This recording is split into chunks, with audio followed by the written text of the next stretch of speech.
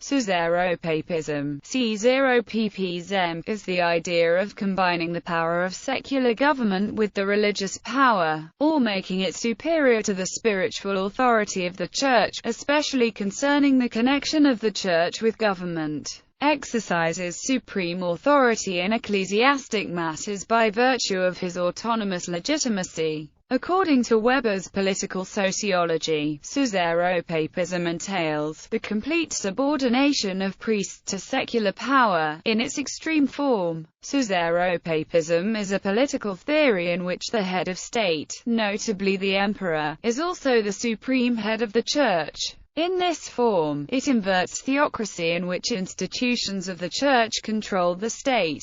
However, both Caesaropapism and theocracy are systems in which there is no separation of church and state, and the two form parts of a single power structure. Caesaropapism in the Eastern Church. Caesaropapism's chief example is the authority the Byzantine emperors had over the Church of Constantinople or Eastern Christian Church from the 330 consecration of Constantinople through the 10th century. The Byzantine emperor would typically protect the Eastern Church and manage its administration by presiding over ecumenical councils and appointing patriarchs and setting territorial boundaries for their jurisdiction. The emperor exercised a strong control over the ecclesiastical hierarchy, and the Patriarch of Constantinople could not hold office if he did not have the emperor's approval. Eastern men like St. John Chrysostom, Patriarch of Constantinople, and St. Athanasius, Patriarch of Alexandria, strongly opposed imperial control over the Church, as did Western theologians like St. Hilary and Hosius, Bishop of Córdoba.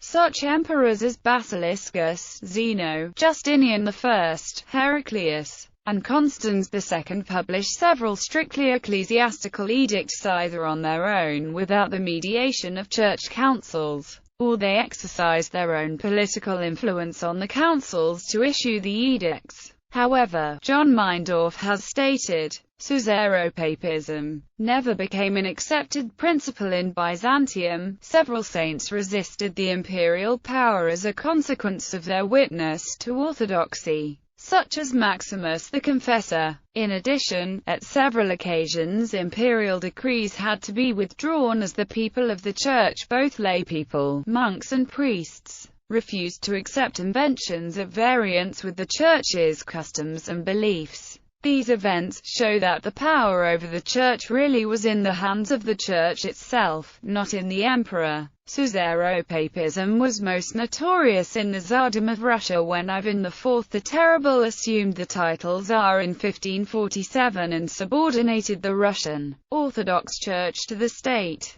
This level of Caesaropapism far exceeded that of the Byzantine Empire. Caesaropapism in Russia was taken to a new level in 1721, when Peter the Great abolished the Patriarchate and formally made the Church a department of his government, formerly known as the beginning of the Russian Empire. However, in no way is Caesaropapism a part of Orthodox dogma. The historical reality, as opposed to doctrinal endorsement or dogmatic definition, of Caesaropapism stems from, according to Metropolitan Kallistos, where the confusion of the Byzantine Empire with the kingdom of God and the zeal of the Byzantines to establish here on earth a living icon of God's government in heaven. Caesaropapism in the Western Church. The Byzantine papacy was a period of Byzantine domination of the papacy from 537 to 752, when popes required the approval of the Byzantine emperor for episcopal consecration, and many popes were chosen from the Apocrypharia or the inhabitants of Byzantine Greece, Byzantine Syria, or Byzantine Sicily. Justinian I conquered the Italian peninsula in the Gothic War and appointed the next 3 popes,